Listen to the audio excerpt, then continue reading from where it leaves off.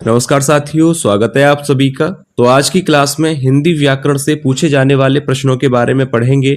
तो आज की क्लास आप लोगों के लिए काफी महत्वपूर्ण होने वाली है, तो आप सभी वीडियो को ध्यान से जरूर देखिएगा। और जो भी विद्यार्थी पहली बार क्लास ले रहे हैं, चैनल को सब्सक्राइब जरूर कर लें, क्योंकि इसी तरह के प्रश्न चैनल पर डेली कराए जाते हैं, तो आप सभी चैनल से जुड़ सकते हैं। तो चलिए वीडियो को शुरू करते हैं और देखते हैं आज का पहला प्रश्न। तो देखिए, पहला प्रश्न है, निम्न में से ओष्ठ ध्वनि कौन सी है? ऑप्शंस दिए गए हैं ल, र, स या फ। तो आपको बताना है कि इनमें से ओष्ठ ध्वनि कौन सी है। तो देखिए, सरल प्रश्न है, राइट आंसर होगा ऑप्शन डी, फ। यहाँ पर सही उत्तर हो जाएगा। ओष्ठ ध्वनि कौन सी है? फ। चाहे तो आप इसको बोलकर देख सकते हैं, फ एक ओष्ठ ध्वनि है। राइट आंसर होगा ऑप्शन डी। नेक्स्ट क्वेश्चन है, निम्न में से कंठ ध्वनियां कौन सी हैं? ऑप्शंस दिए गए हैं क, ख या य, र, च, ज या ट, ठ। तो देखिए, कंठ ध्वनियां आपसे पूछा गया है। कंठ ध्वनियां आपको बताना है जो कंठ से उच्चारित होती हैं। ऐसी ध्वनियां जो कंठ से उच्चारित होती हैं वह कंठ ध्वनियां कहलाती हैं। तो राइट आंसर यहाँ पर क्या होगा? ऑप्शन देखिए, पहला ही सही हो जाएगा। राइट आंसर होगा क, ख। ये ध्वनियां कंठ से उच्चारित होती हैं, इसलिए यह कंठ ध्वनियां कहलाती हैं। ऑप्शन ए पहला ही राइट आंसर होगा। नेक्स्ट क्वेश्चन है, य, र, ल, व व्यंजनों को क्या कहा जाता है? देखिए, प्रश्न आता है परीक्षा में कि य, र, ल और व, इन व्यंजनों को, इन वर्णों को क्या कहा जाता है? ऑप्शंस दिए गए हैं स्पर्श व्यंजन या ऊष्म व्यंजन, अंतःस्थ व्यंजन या संयुक्त व्यंजन। तो देखिए, ध्यान से आंसर देख लीजिएगा। य, र, ल और व, इन वर्णों को, इन व्यंजनों को कहा जाता है अंतःस्थ व्यंजन। ऑप्शन सी राइट आंसर हो जाएगा। याद रखिएगा, इस तरह से भी प्रश्न बनता है कि अंतःस्थ व्यंजन कौन से होते हैं। तो याद रखिए कौन से होते हैं, य, र, ल और व। और इनकी संख्या अगर आपसे पूछा जाए तो संख्या कितनी आपको बतानी है? 4। याद रखिएगा परीक्षा के लिए। नेक्स्ट क्वेश्चन है, हिंदी वर्णमाला में ऊष्मीय व्यंजन कहा जाता है। ऑप्शंस दिए गए हैं, तो आपको बताना है किन वर्णों को, किन व्यंजनों को ऊष्मीय व्यंजन कहा जाता है। तो देखिए, राइट आंसर यहाँ पर क्या होगा? ऑप्शन डी यहाँ पर बिल्कुल सही आंसर हो जाएगा। ये 4 वर्ण कहलाते हैं ऊष्मीय वर्ण या ऊष्मीय व्यंजन। याद रखिएगा, ये भी प्रश्न बनता है कि ऊष्मीय व्यंजन या ऊष्मीय वर्ण कौन से होते हैं। तो ये 4 वर्ण आपको याद रखने हैं, और संख्या अगर आपसे पूछा जाए तो 4 होती है, और ये 4 वर्ण आप अच्छी तरह से याद कर लीजिए, इन पे प्रश्न बन सकता है। तो चलिए नेक्स्ट क्वेश्चन देखते हैं, वर्णमाला किसे कहा जाता है? ऑप्शन ए शब्द समूह को, शब्द गणना को, वर्ण समूह को या व्यवस्थित वर्ण समूह को। तो देखिए, वर्णमाला किसे कहा जाता है? तो ऑप्शन डी बिल्कुल सही आंसर होगा। व्यवस्थित वर्ण समूह को वर्णमाला कहा जाता है। अच्छा प्रश्न है, परीक्षा के लिए पूछा जा सकता है। व्यवस्थित वर्ण समूह को वर्णमाला कहा जाता है। नेक्स्ट क्वेश्चन है, हिंदी के जिन वर्णों का उच्चारण करते समय केवल श्वास का प्रयोग किया जाता है, उन वर्णों को कहते हैं। ऑप्शन ए अघोष वर्ण, अल्प प्राण वर्ण या ऑप्शन सी महाप्राण वर्ण या ऑप्शन डी सघोष वर्ण। हिंदी के जिन वर्णों का उच्चारण करते समय केवल श्वास का प्रयोग किया जाता है, उन्हें अघोष वर्ण कहा जाता है। ऑप्शन पहला ही यहाँ पर राइट आंसर हो जाएगा। नेक्स्ट क्वेश्चन है, जिन शब्दों के अंत में अ आता है उन्हें क्या कहा जाता है? ऑप्शंस दिए गए हैं अनुस्वार, अयोगवाह, अंतःस्थ या अकारांत। तो देखिए, विकल्प यहाँ पर कौन सा सही होगा? जिन शब्दों के अंत में अ आता है उन्हें कहा जाता है अकारांत। ऑप्शन डी राइट आंसर हो जाएगा। याद रखिएगा, जिन शब्दों के अंत में अ आता है उन्हें अकारांत कहा जाता है। याद रखिए। नेक्स्ट क्वेश्चन है, निम्न में से कौन सा वर्ण घोष वर्ण है? तो देखिए, पहले तो आप यहाँ पर प्रश्न सही कर लीजिएगा। यहाँ पर आपसे पूछा गया है कि सघोष वर्ण कौन सा है। आपको बताना है कि सघोष वर्ण कौन सा है। ऑप्शंस दिए गए हैं प, ट, द या फ।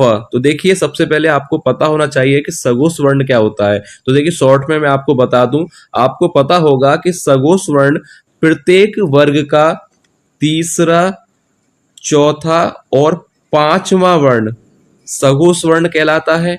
और इसके साथ ही जितने भी अंतःस्थ व्यंजन हैं जैसे कि य, र, ल और व, ये वर्ण भी सघोष वर्ण कहलाते हैं। यानी इसके साथ आप जोड़ सकते हैं अंतःस्थ व्यंजन, यानी य, र, ल और व, ये वर्ण भी सघोष वर्ण कहलाते हैं, आपको पता होना चाहिए। तो अब इसके हिसाब से आपको बताना है कि सघोष वर्ण इनमें से कौन सा होगा। तो देखिए, प जो है वर्ग का पहला है, ट वर्ग का पहला है और फ ये वर्ग का दूसरा है। तो यानी ये तीनों ही वर्ण है अघोष वर्ण। तो राइट आंसर यहाँ पर होगा ऑप्शन सी, द। भाषा की सबसे छोटी इकाई कहा जाता है। ऑप्शन ए शब्द, बी व्यंजन, सी स्वर या ऑप्शन डी वर्ण। तो देखिए, भाषा की सबसे छोटी इकाई किसे कहा जाता है? तो राइट आंसर होगा ऑप्शन डी, वर्ण को। ऑप्शन डी राइट आंसर हो जाएगा। नेक्स्ट क्वेश्चन है, रोला किस प्रकार का छंद है? ऑप्शंस दिए गए हैं, अर्ध सममात्रिक, विषम मात्रिक, ऑप्शन सी सम मात्रिक या डी वर्णिक व्रत। तो देखिए, रोला किस प्रकार का छंद है, परीक्षा के लिए अच्छा प्रश्न है, पूछा जाता है। तो याद रखिए, रोला एक सम मात्रिक छंद है। ऑप्शन सी राइट आंसर हो जाएगा।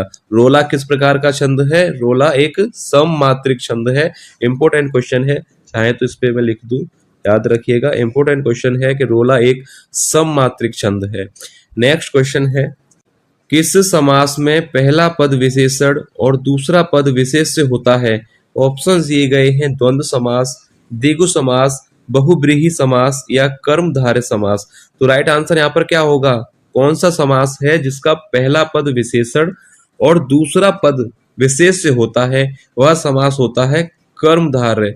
तो ऑप्शन डी राइट आंसर हो जाएगा। कर्मधारय समास होता है जिसका पहला पद विशेषण और दूसरा पद विशेष्य हो, वह समास कहलाता है कर्मधारय समास। नेक्स्ट क्वेश्चन है, अब देखिए अगला प्रश्न है, निम्न में से अल्प प्राण वर्ण कौन सा है? ऑप्शंस दिए गए हैं। तो पहले इस प्रश्न को करने से पहले आपको पता होना चाहिए कि अल्प प्राण वर्ण कौन से होते हैं। इसको भी मैं आपको शॉर्ट में बता दूं। तो देखिए, याद रखिए, प्रत्येक वर्ण का, ध्यान से सुनिएगा, प्रत्येक वर्ण का पहला, तीसरा और पांचवा, याद रखिए, ये कोड समझ लीजिए, पहला, तीसरा, पांचवा वर्ण कहलाता है अल्प प्राण वर्ण। तो इसके अनुसार आपको विकल्प का चयन करना है। तो देखिए, च और छ नहीं होगा, फ और भ भी नहीं होगा, ट और थ भी नहीं होगा। तो राइट आंसर क्या होगा? 135 के अकॉर्डिंग देखा जाए तो ऑप्शन बी राइट आंसर होगा, क और ग। यानी प्रत्येक वर्ण का पहला यानी क, तीसरा यानी ग। समझ गए होंगे आप? पहला और तीसरा और पांचवा वर्ण अल्प प्राण वर्ण कहलाता है। इसके अनुसार राइट आंसर होगा ऑप्शन बी। नेक्स्ट क्वेश्चन है, सोरठा की प्रथम पंक्ति में कुल कितनी मात्राएं होती हैं? ऑप्शंस दिए गए हैं 16, 11, 13 या 24। तो देखिए, सोरठा की प्रथम पंक्ति में कुल मात्राएं आपको बतानी है। तो राइट आंसर यहाँ पर होगा ऑप्शन डी, 24। यहाँ पर एक बात याद रखिएगा, आपसे पूछा है प्रथम पंक्ति में, प्रथम पंक्ति में कुल कितनी मात्राएं होती हैं? तो राइट आंसर होगा ऑप्शन डी, 24। नेक्स्ट क्वेश्चन है, जो किए गए उपकार को ना मानता हो के लिए एक शब्द क्या होगा? यह परीक्षा में पूछा गया था कि जो किए गए उपकार को ना माने उसके लिए एक शब्द क्या होता है? धोखेबाज, जालसाज, कृतज्ञ या कृतघ्न। तो राइट आंसर यहाँ पर क्या होगा? जो उपकार को ना माने वह होता है कृतघ्न। ऑप्शन डी राइट होगा। और जो उपकार को मानता है यानी उपकार को मानने वाला कहलाता है कृतज्ञ। दोनों क्लियर कर लीजिएगा, जो उपकार को माने वह कृतज्ञ और जो उपकार को ना मानता हो वह कहलाता है कृतघ्न। उसके लिए एक शब्द होता है कृतघ्न, याद रखिएगा, यह पूछा गया था, महत्वपूर्ण क्वेश्चन है। नेक्स्ट क्वेश्चन देखते हैं, क्रांति कांति का सही अर्थ क्या होगा?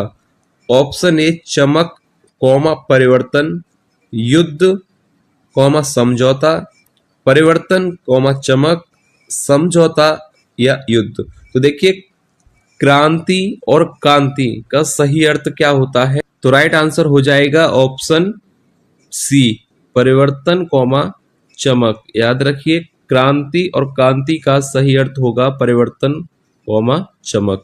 नेक्स्ट क्वेश्चन है, पानी पानी होना मुहावरे का सही अर्थ होगा? ऑप्शन ए पतला होना, गर्मी बढ़ना, सी बहुत शर्मिंदा होना, या ऑप्शन डी प्रसन्न होना। तो देखिए सरल प्रश्न है कि पानी पानी होना मुहावरे का सही अर्थ होता है बहुत शर्मिंदा होना। ऑप्शन सी राइट आंसर हो जाएगा। याद रखिएगा, पानी पानी होना मुहावरे का अर्थ है बहुत शर्मिंदा होना। नेक्स्ट क्वेश्चन है, ईश्वर का पर्यायवाची शब्द कौन सा है? ऑप्शन ए वैश्वानर, बी मनुजात, सी सर्वेश, या डी सुरेश। तो देखिए ईश्वर का पर्यायवाची शब्द कौन सा होगा इनमें से? तो राइट आंसर क्या हो जाएगा? ऑप्शन सी, ईश्वर का पर्यायवाची शब्द होता है सर्वेश। याद रखिएगा, तीनों ही गलत है ऊपर के, वैश्वानर, मनुजात और सुरेश, ये गलत है। सही आंसर होगा सर्वेश। ईश्वर का पर्यायवाची शब्द होता है सर्वेश। नेक्स्ट क्वेश्चन है, गौशाला में कौन सा समास होगा? ऑप्शन ए द्विगु समास, बी द्वंद्व समास, सी अव्ययी भाव समास, या ऑप्शन डी तत्पुरुष समास। तो देखिए परीक्षा में पूछा जाता है कि गौशाला में समास कौन सा होगा। तो राइट आंसर आपको याद रखना है, गौशाला में समास होगा तत्पुरुष समास। सरल प्रश्न है, ऑप्शन डी राइट आंसर हो जाएगा। तो याद रखिए गौशाला में कौन सा समास है? गौशाला में तत्पुरुष समास। नेक्स्ट क्वेश्चन है, रात्रि शब्द का तद्भव शब्द क्या होगा? ऑप्शन ए रति, बी रजनी, सी रात, या डी निशा। तो राइट आंसर क्या होगा? रात्रि शब्द का तद्भव शब्द क्या होगा? ऑप्शन सी यहाँ पर राइट आंसर हो जाएगा, रात। रात्रि शब्द का तद्भव होता है रात।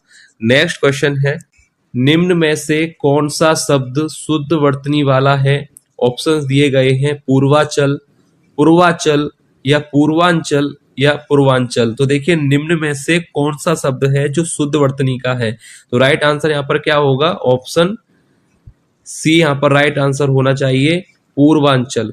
याद रखिएगा, शुद्ध वर्तनी का शब्द है Purvanchal. Option C right answer हो जाएगा। पूर्वांचल गलत है, ये ऑप्शन डी गलत है। यहाँ पर पूर्वांचल नहीं होगा, सही शब्द होता है पूर्वांचल। तो ऑप्शन सी राइट आंसर हो जाएगा। नेक्स्ट क्वेश्चन है, प्रत्येक शब्द का संधि विच्छेद होगा?